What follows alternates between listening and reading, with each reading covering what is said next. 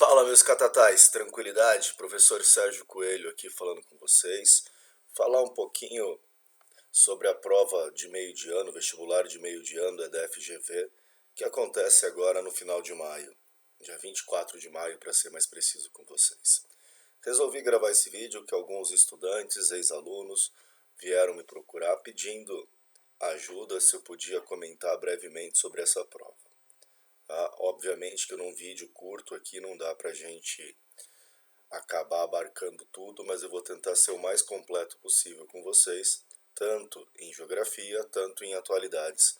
Lembrando que a prova da FGV é uma prova bastante atual, uma prova bem contextualizada, uma prova muito bem elaborada, tranquilo?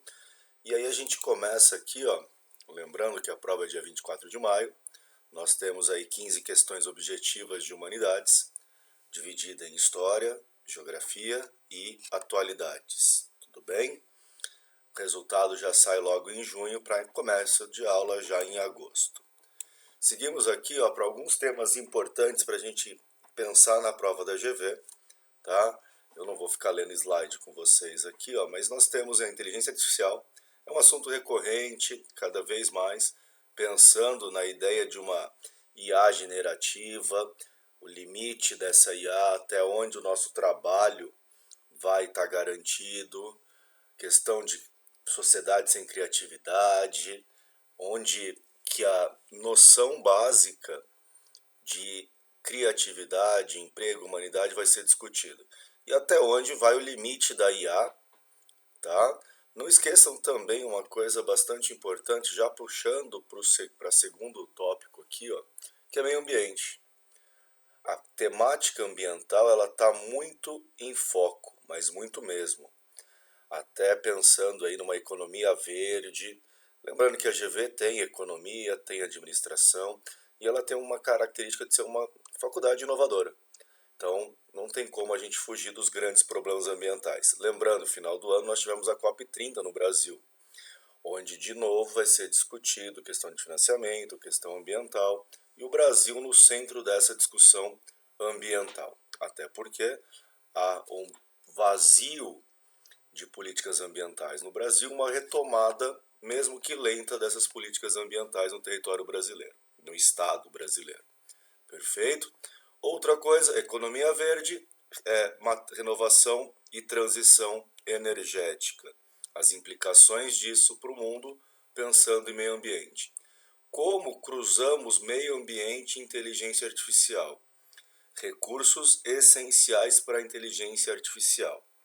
Desde dos data centers, consumo de água, até onde nós temos essa possibilidade real sobre o controle da IA. E não, nunca se esqueçam de uma coisa importante, sempre que a gente pensar em tecnologia, a gente está pensando num volume cada vez maior de dados criados e gerados. Quanto mais dados nós temos, maior o risco da nossa privacidade. Quando um produto é ofertado de graça, principalmente nas redes sociais ou no meio digital, o produto, a mercadoria, é a nossa informação, tá?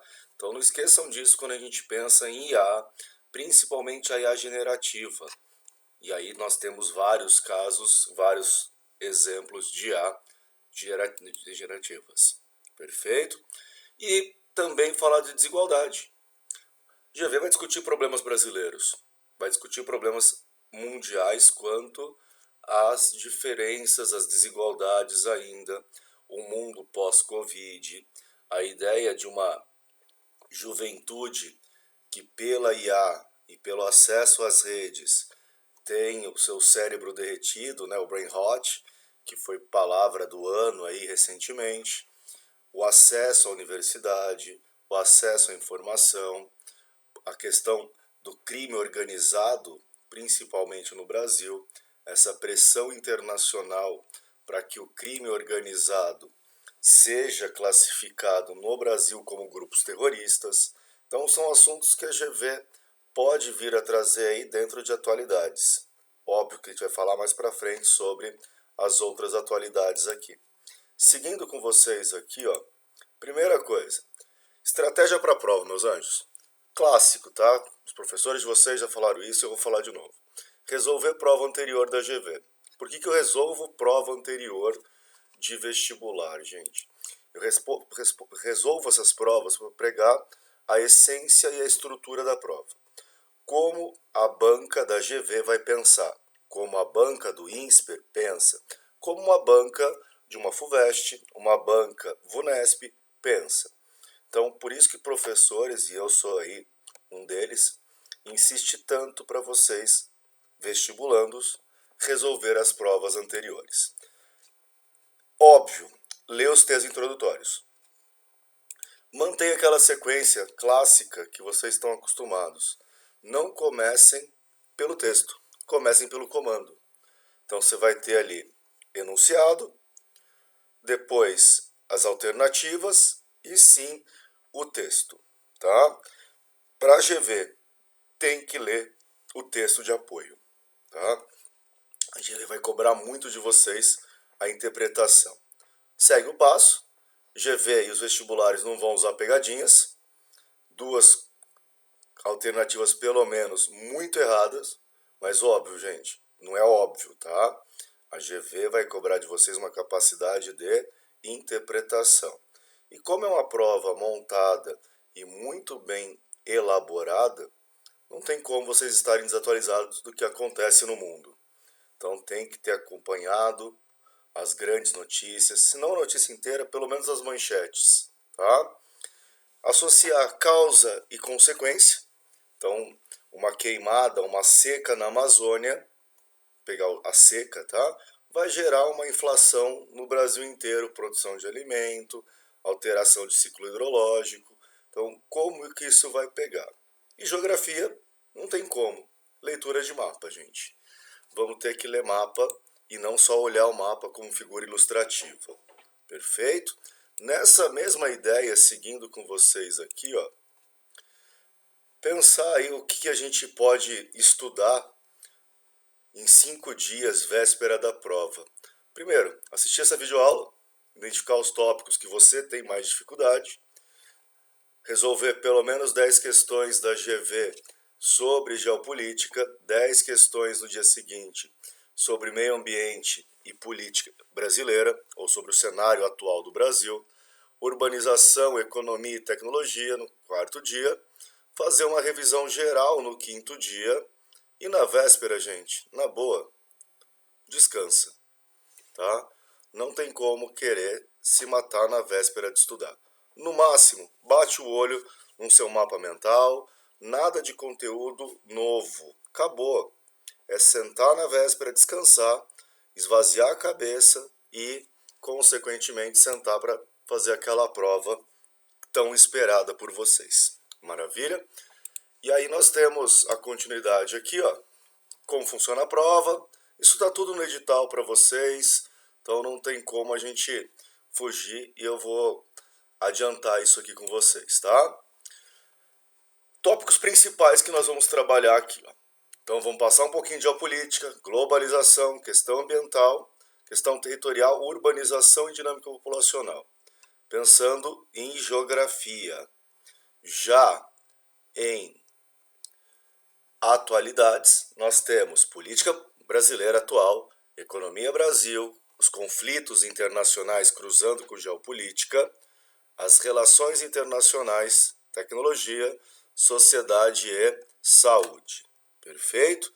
E aí nós temos algumas probabilidades maiores e probabilidades menores de temas a serem abordados. Vamos lá, geopolítica mundial.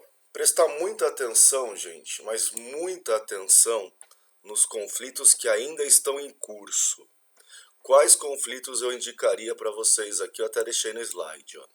Nós temos Rússia e Ucrânia, lembrando sempre da causa desse conflito e das consequências para a Europa e para o mundo. Que consequência, professor? Gente, vamos lá. Primeira coisa, fica muito claro, principalmente com o segundo mandato do Trump, um distanciamento dos Estados Unidos da Europa. Distanciamento militar. Então nós temos uma remilitarização europeia. Ok? Essa remilitarização faz com que tetos de gasto de alguns países sejam rompidos. Mostra uma autonomia da Europa ou uma tentativa da Europa de sobrevivência. Perfeito? Porque a gente não sabe se vai dar certo, se não vai dar certo, mas ela está tentando sobreviver. Seguimos a outros problemas aqui. A ideia de uma guerra híbrida. Uma guerra que não é feita só de aviões, só de mísseis, só de tanques, mas também de drones, também de ataques cibernéticos, de cibersegurança, de controle e acesso à informação, a divulgação de informações. Perfeito? Seguimos aqui, ó.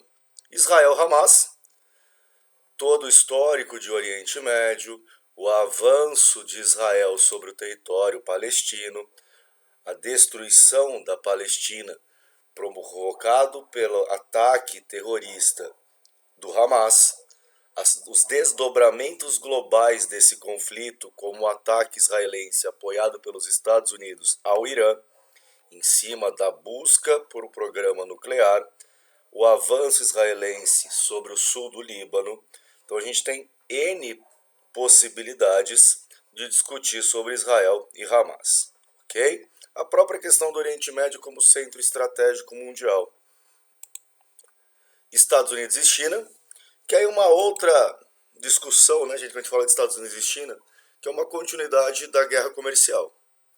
Quando Trump assume o seu primeiro mandato, ele já começa uma guerra comercial contra a China.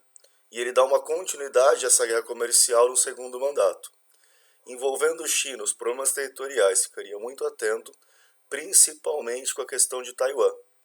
Não só Taiwan, mas o que envolve Taiwan, que são os microcontroladores, os microprocessadores, tá? Ou popularmente chamado de semicondutores. A gente vai falar daqui a pouco um pouquinho mais de atualidade sobre cadeias globais de valores. Seguimos aqui, ó, e a própria questão dessa multipolaridade, reorganização do mundo, uma novíssima ordem mundial com a emergência do Sul Global.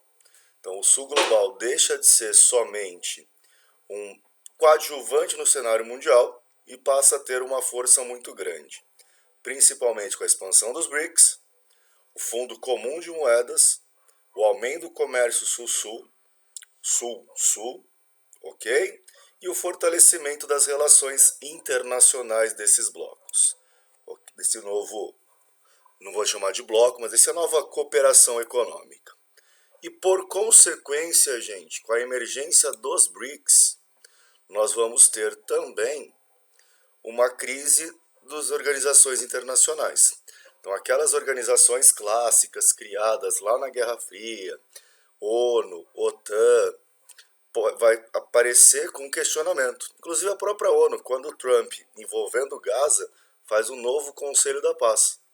Então, quando o Trump convoca um monte de gente para discutir a paz e a reconstrução de Gaza, com um organismo multilateral, ele está colocando em xeque o papel da ONU também. Perfeito?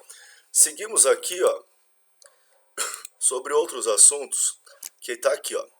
Globalização e economia mundial. Cadeia global de valores, gente. Qual que é a ideia de se pensar uma cadeia global de valores? Globalização na veia. A busca eterna de vantagens, chegar no ponto de você conseguir a produção no menor custo possível. Fragmentação produtiva, lembra disso? Busca de vantagens, onde é melhor produzir.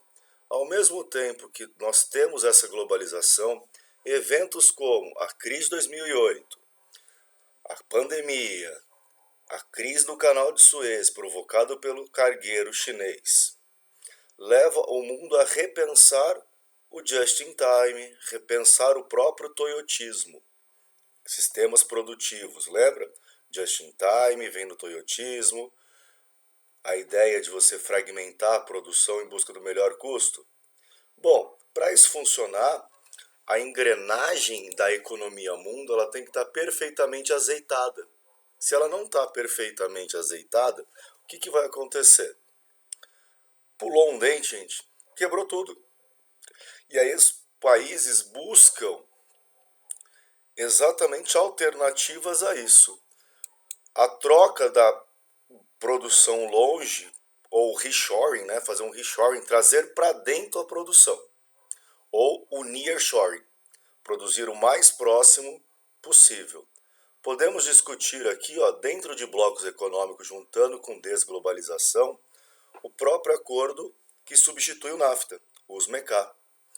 Então, o USMCA faz com que grande parte da produção americana continue e se desloque para o México, vindo de outras áreas do mundo. Tudo bem? E aí esse processo de globalização é exatamente nessa lógica de nós recuperarmos ou diminuir essa dependência internacional.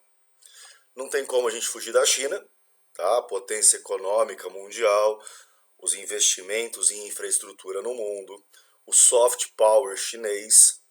Então, embora a China não apareça de forma muito ativa no cenário mundial, a China age muito bem na geopolítica mundial, não só economicamente falando.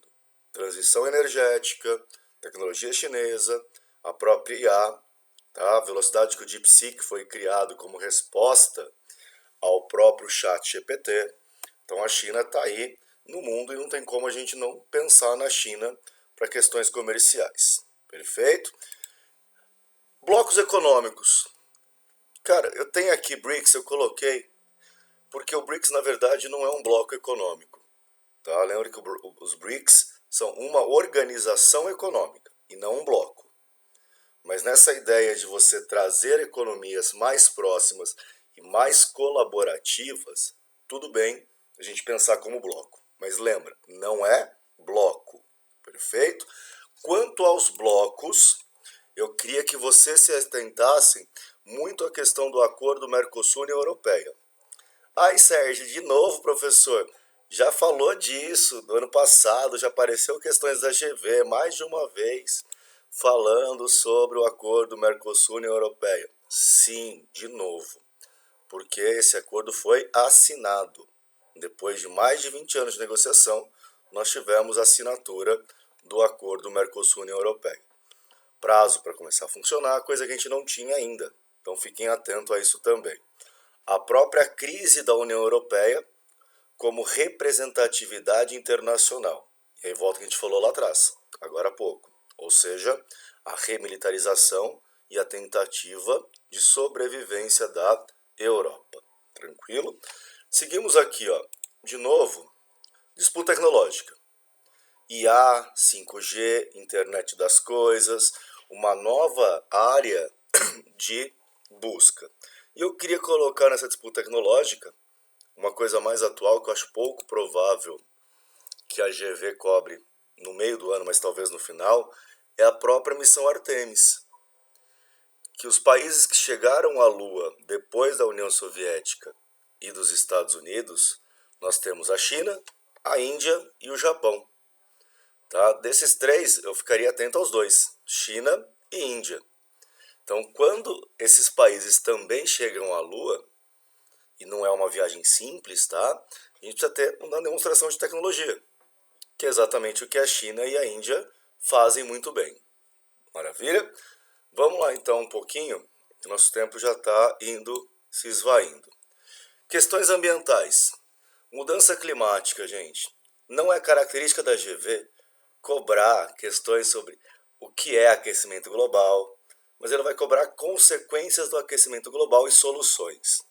Bioma brasileiro, volta ao acordo Mercosul-União Europeia, tá? Que é um dos grandes empecilhos à questão da preservação, o próprio avanço do agronegócio. Justiça climática, racismo ambiental, não tem como a gente parar de falar disso. Lembrando, com as mudanças climáticas, os eventos são mais extremos. As secas amazônicas são cada vez mais fortes. As chuvas são cada vez mais fortes. Os furacões são cada vez mais intensos. Com isso, a incerteza climática leva a uma incerteza alimentar, que a gente não tem a certeza da produção. E aí, nessa lógica, entramos numa necessidade de transição energética. as fontes alternativas e limpas. Ficaria atento à questão nuclear, gente. Então, acho que a questão nuclear é um assunto que a GV pode trazer aí. Maravilha? Seguindo aqui com vocês. Brasil, não tem como a gente fugir. Questão das reservas de terra rara, Petrobras, liberação da produção de petróleo na margem equatorial, questão hídrica envolvendo IA e América do Sul, envolvendo o Brasil. Então, os grandes data centers miram o Brasil e a América do Sul como centro de instalação. E a parte de urbanização e população. Onde que eu quero chegar com vocês aqui, gente? Urbanização brasileira, caótica, problemática, os planos de revitalização do centro de São Paulo, a expulsão de populações ou comunidades na região central, a desigualdade que o espaço urbano brasileiro tem. Outra coisa muito importante quanto a isso, gente, especulação imobiliária. Tá? Então fiquem atentos a essa noção de uma especulação imobiliária e a criação de novos valores do espaço urbano e a quem atende estas necessidades. Tranquilo? O mais importante que isso ainda entra na questão do território brasileiro, o próprio agronegócio. Não o agronegócio em si, a produção em si, mas os gargalos logísticos brasileiros. Por mais que o Brasil seja uma grande potência do agronegócio, o Brasil ainda tem uma limitação logística. O sistema de transporte, o sistema portuário brasileiro acaba estrangulando a produção. Mudanças importantes, o eixo de exportação. Então, o eixo de exportação brasileiro está se deslocando gradualmente, saindo da região sudeste e região sul, os dois principais portos brasileiros, tá? Que é Santos e Paranaguá, no Paraná, se deslocando para o norte do Brasil. E aí vem o desenvolvimento de uma malha ferroviária e de hidrovias que atendem ao agro, que aí vai sair tudo pelo eixo norte. E aí, obviamente, você tem um eixo de desenvolvimento no norte brasileiro, envolve bioma amazônico, envolve questão ambiental, envolve necessidades econômicas cada vez maiores. Perfeito? População brasileira, gente. Coisa rápida aqui, ó. A nova demografia brasileira. O censo 2022. Ah, mas a gente está em 2026, Sérgio. Sim, gente. O censo 2022 trouxe várias mudanças para a gente. Primeiro, o Brasil está de fato envelhecendo. Mas o Brasil envelhece muito rápido. O Brasil está queimando num ritmo muito intenso, o que a gente conhece como bônus demográfico. Estamos vendo também o fechamento desse bônus. Fechou esse bônus, gente, perdemos a chance do desenvolvimento, certo? De melhorias econômicas efetivas. A partir daqui, se acabou o bônus, alguns serviços públicos passam a sofrer uma pressão maior. Sistema público de saúde depende de contribuintes, é previdência. Medicamentos gratuitos também depende de contribuição. Sistema de aposentadoria, nem precisamos falar. Ok? O próprio investimento externo no Brasil está muito ligado ao volume de mão de obra. A população envelhecendo, a mão de obra fica mais cara, o que pode acelerar o já intenso processo de desindustrialização brasileira. E aí, pensando um pouco em políticas estatais de governo no Brasil, o governo atual tem uma política de reindustrialização brasileira, que deu muito, não surtiu um resultado efetivo ainda, a não ser com a atração de algumas grandes montadoras automobilísticas chinesas. Mas a política não foi efetiva. Então a reindustrialização brasileira parece que ainda é um sonho distante. Tudo bem? E com essa carência de mão de obra e esse envelhecimento populacional, isso traz problemas maiores ainda. A gente vai ter mão de obra barata. Sendo o mundo subdesenvolvido ou parte do sul global, não tendo essa mão de obra barata, não é interessante. Perfeito? Ademais, outras coisinhas importantes é o processo de desmetropolização e a economia de desaglomeração que ainda está em curso no Brasil. Tá? O crescimento das pequenas e médias cidades, isso é muito claro pelo censo. GV pode trazer mapinha de urbanização brasileiro para vocês. Mapinha no sentido não pejorativo da coisa, tá? Mas carinhoso. Meus anjos, olha aqui. Parece que é bastante informação, a gente está aqui quase há 30 minutos falando, mas eu tenho algumas coisinhas a mais para falar para vocês. Voltando à parte de geografia agrária, de centro-oeste, norte do Brasil, fronteira agrícola, gargalos de exportação, tá? Não esqueçam disso. Desenvolvimento econômico do centro-oeste brasileiro a partir do agro, a dependência disso e a questão dos conflitos por terra no Brasil, ok? Mais coisinhas importantes aqui, ó, que a gente está falando, agora um pouquinho mais de atualidades aqui, ó. E o que eu queria comentar com vocês de atualidades? A gente tem alguns tópicos aqui, ó, de política brasileira, onde a gente fala aí do governo Lula, os programas sociais, a própria reforma tributária brasileira, o arcabouço fiscal, que é o controle ou teto de gasto brasileiro, aquele mesmo que a Europa está revertendo. Vai cobrar políticas do STF, tá, gente? Mas pode trazer um texto sobre alguma votação do STF perguntando sobre democracia, por exemplo. Até onde vai a democracia, até onde a Constituição brasileira está sendo respeitada. A autonomia dos três poderes, quem sabe em história alguma coisa falando sobre tripartição de poder. Inflação, clássico, questão de perda de valor de compra, taxa Selic, capital especulativo, desemprego estrutural e conjuntural no Brasil, tá? Isso pensando em atualidades Brasil. Além das atualidades Brasil, eu queria comentar aqui nesse finalzinho com vocês, que a gente já falou bastante de atualidades aqui, ó. Primeiro, reconfiguração dos blocos de poder mundial. Anotem isso, tá? Então, os blocos de poder mundial estão se reorganizando. Como assim eles estão se reorganizando, gente? Estados Unidos e China e os MECA. Produção sai da China, vai para o México. Questões sociais no México, lembra disso?